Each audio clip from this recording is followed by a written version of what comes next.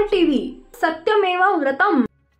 महाराष्ट्राला हादरवून सोडणाऱ्या शिवसेनेमधील राजकीय संघर्षावरील अंतिम निकालाची तारीख समोर आली आहे।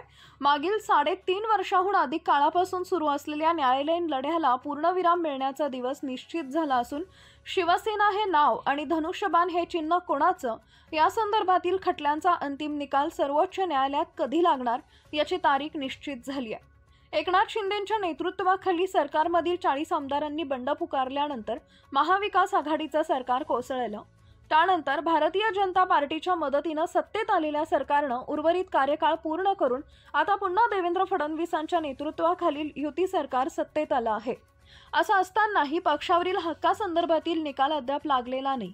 मागील 3.5 वर्षापासून या प्रकरणावर केवळ तारका पडत असून निकाल लागलेला नाही। निवडणूक आयोगानं शिंदेंच्या बाजूने निकाल दिलेला असला तरी त्या विरोधातही ठाकरेंच्या सेनेनं सर्वोच्च न्यायालयात याचिका दाखल केलेली आहे। या प्रकरणातील सर्व याचिकांवर सर्वोच्च न्यायालयात एकत्रित सुनावणी सुरू आहे। या प्रकरणावरून शिवसेना हे नाव आणि शिवसेनेचं अधिकृत निवडणूक चिन्ह म्हणजेच धनुष्यबाणावर एकनाथ शिंदेंचा हक्क असणार की उद्धव ठाकरेंचा हे कोणत्या तारखेला ठरणार निश्चित झालंय। उद्धव ठाकरे विरुद्ध एकनाथ शिंदे शिवसेना पक्षाचं नाव व चिन्ह याबाबतची याचिका सर्वोच्च न्यायालयात प्रलंबित असून 14 जुलै 2025 रोजी न्यायमूर्ती सूर्यकांत आणि न्यायमूर्ती जय माल्या बागची खंडपीठासमोर प्रकरणाची सुनावणी झाली होती। त्यावेळी न्यायालयानं पुढील तारीख निश्चित करत प्रकरण 20 ऑगस्ट 2025 रोजी यादीत ठेवण्याचे आदेश दिले होते।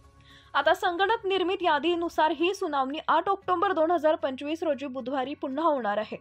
दोन्ही बाजूंचा युक्तिवाद ऐकून झाल्यावर कोर्ट अंतिम निर्णय देईल, त्यामुळे शिवसेना कोणाची याबाबतचा फैसला लवकरच होण्याची शक्यता आहे।